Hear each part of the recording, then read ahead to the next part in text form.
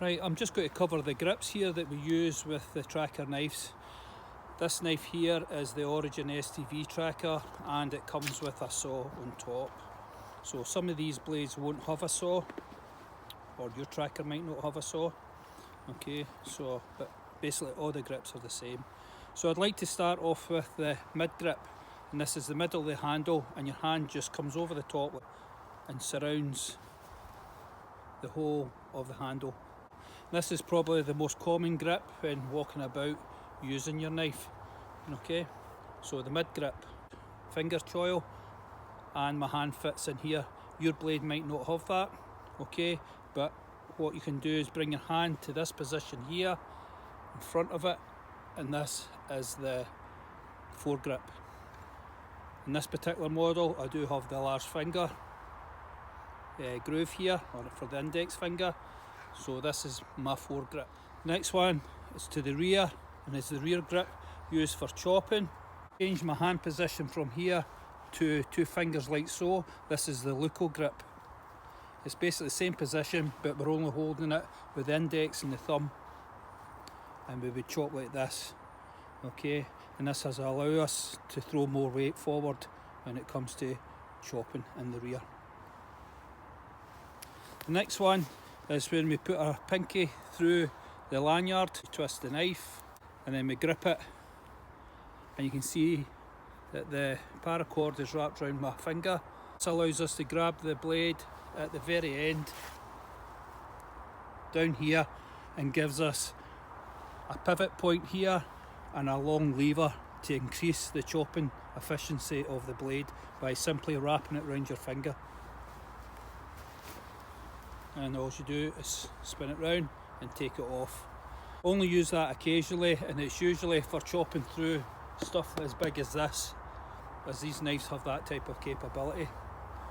Right, the next grip I would like to go on to is the chest lever grip. So simply by putting the index finger underneath and pinching the thumb on top,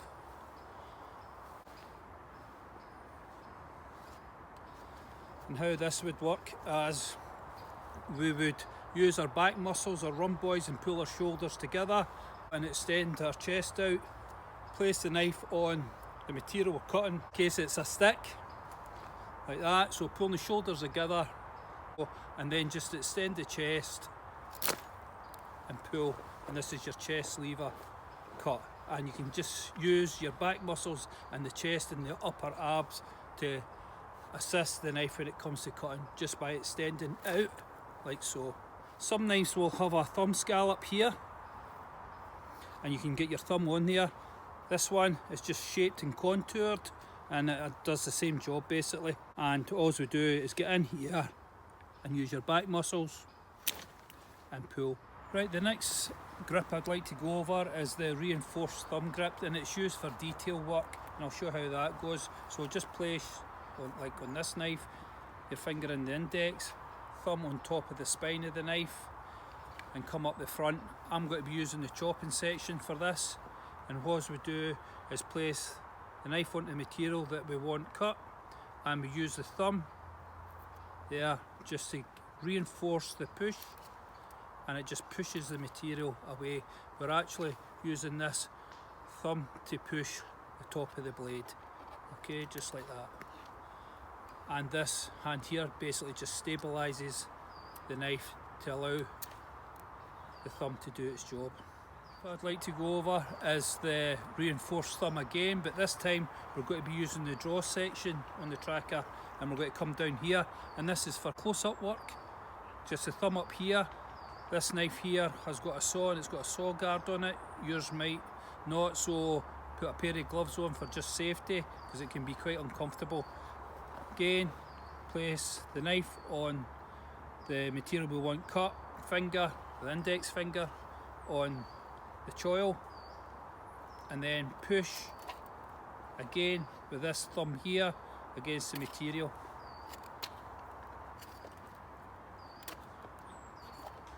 And this can do nice fine work, and where I find myself using this grip is when I'm making notches for my bow drill. So there you go, just in here like so, using the draw section. that comes with the tracker. The cut I want to cover is the reinforced palm cut. Right, so I'm in the mid grip this time and I'm using the draw section of the knife, palm on top, as simple as that.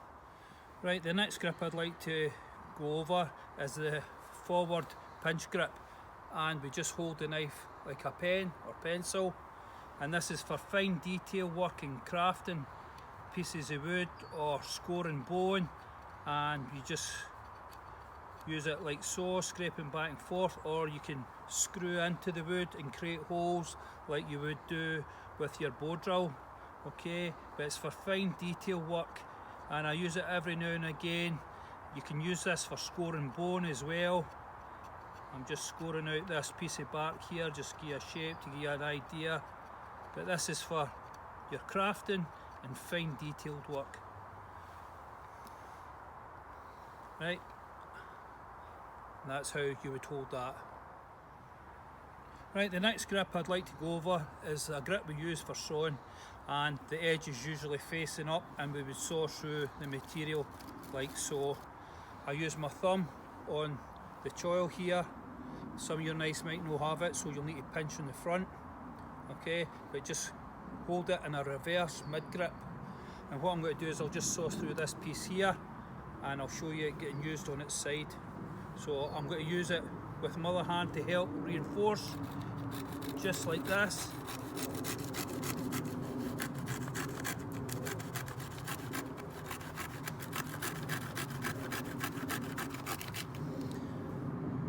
It's a two-handed grip. You can do it single-handed, but just because this was moving about there, I use both hands to reinforce it. So it's up to yourself, depending on the piece of material that you're cutting, how stable it is, if it's single-handed or reinforced and stabilised with your other hand. The next grip I'd like to cover is the throw-in pinch grip. And basically what we do is we pinch up the front at the chopping section, wrap your fingers around the top of the blade, place your thumb like so, and the knife would be thrown like this.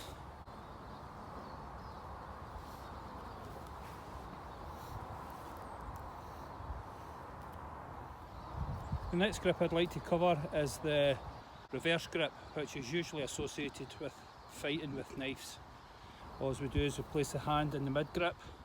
We can have a reinforced thumb on top, and it will be placed like this. And we can have it in the upright position where the spine runs along basically the forearm to the elbow, and it will be used for this cutting type actions.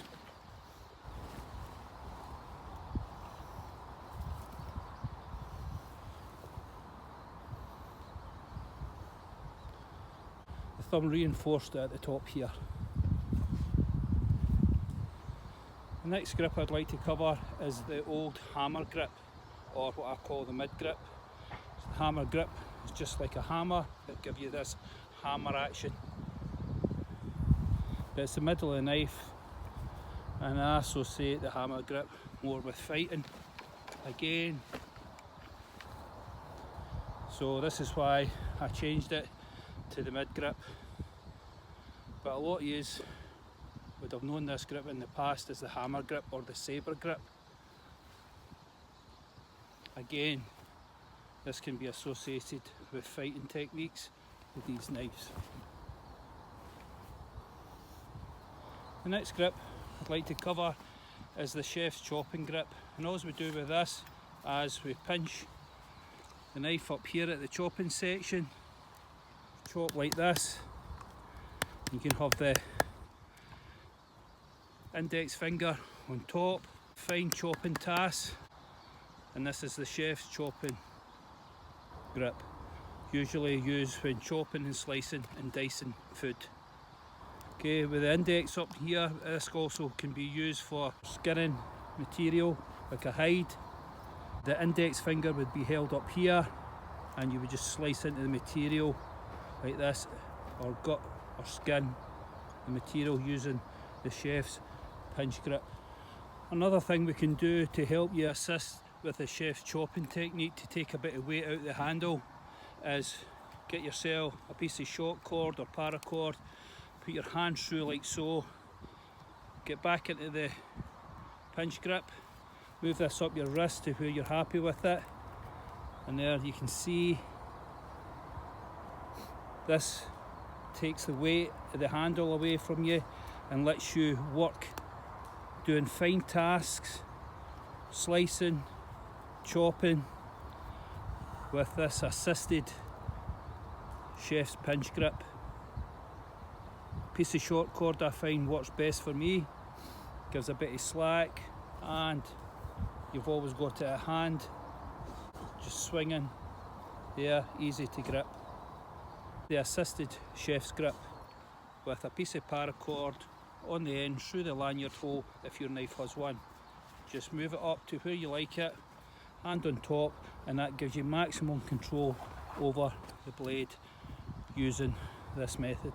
The next method I'd like to go over is the push grip, and basically you hold the knife in the mid grip with your thumb up on the thumb ramp, and this is where we actually continually push through material using the assistance of the power of the thumb and the ramp to give you a purchase on, and we push continuously through the material using the thumb ramp to assist you.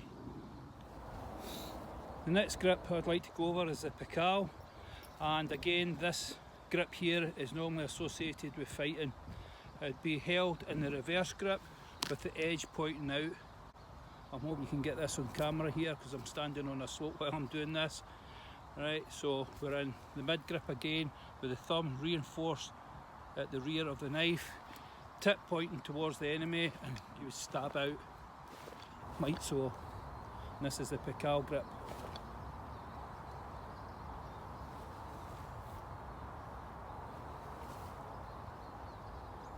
The next grip I would like to go over is the draw knife grip. Basically, get the hand and the fingers on the spine, get a grip of the knife from the midsection to the rear of the knife, like this, and you would draw the blade towards you, keeping the blade nice and balanced as you pull against the stick, and this is the draw grip, using two hands to assist you, and we would normally use the draw section on a piece of wood. Okay, and this is the draw grip. The next grip I'd like to go over is the scraping grip with the blade, and it's very similar to the draw knife. Just grab the handle at the rear and the rear grip, fingers over the top of the spine, and you would scrape, rotate and torque like you're revving a throttle. This throttle torquing action against a hide, scraping off the hair or sinew from the inside. It's very similar to the draw knife grip when we pull it towards you like so, but this time we carry out this torquing and scraping action, and we're using the handle here as a pivot, and we scrape round on the material which would be lying against a hard surface or supported on a frame, and this would be your scraping grip.